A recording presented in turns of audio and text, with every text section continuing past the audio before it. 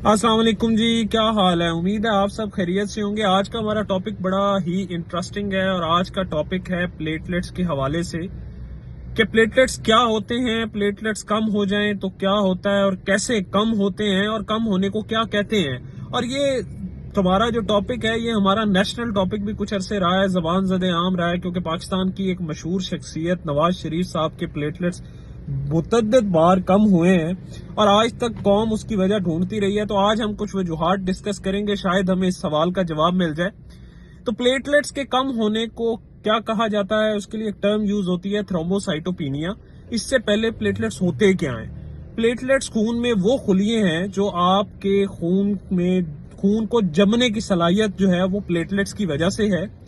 और ये प्लेटलेट्स का काम है कि आपको कोई जख्म हो जाए या कोई इंजरी हो जाती है तो जो खून बहना रुकता है वो एक्चुअल प्राइमरी पर्पस जो है वो प्लेटलेट्स का है। प्लेटलेट्स का नॉर्मल नंबर जो है वो 1.5 लाख से 4 लाख के तकरीबन होता है और अगर 1.5 लाख से कम हो जाते हैं तो उसको थ्रोम्बोसाइटोपिनिया कहा जाता है। और ये वो थ्रोम्बोसाइटोपिनिया है जिसकी डिस्कशन हमारे नेशन में बड़ी आम रही है।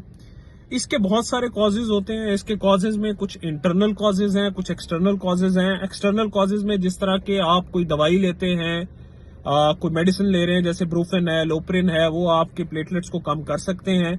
इसी तरह रेडिएशन ले रहे हैं आप, कीमो ले रहे हैं, कीमोथेरेपी में कुछ दवाइयां होती हैं जो प्लेटलेट्स को अफेक्ट करती हैं और प्लेटलेट्स का नंबर कम करती हैं।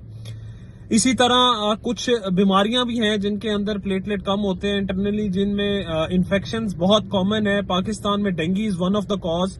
कोविड 19 का सबको पता है, कोविड भी प्लेटलेट्स को कम करता है। इसी तरह कुछ कॉजेज वो हैं जो कि डायग्नोसिस ऑफ एक्सक्लूजन या कॉमन कॉजेज में नहीं होते, जिस तरह आईटीपी है, ये ऑटो इम्यून डिजीजेज हैं, ये कॉजेज हैं और इस तरह बेशुमार कॉजेज हैं जो प्लेटलेट्स को कम करते हैं। अब प्लेटलेट्स कम होना कितना परेशान कुन है?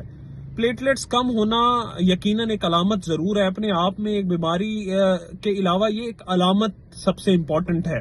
और जब आपके प्लेटलेट्स कम हो तो आपको डॉक्टर को दिखाने की जरूरत है ताकि वो इसको इन्वेस्टिगेट फर्दर कर सके और इसका रूट कॉज फाइंड आउट कर सके कि किस बीमारी के तहत ये कम हो रहे हैं।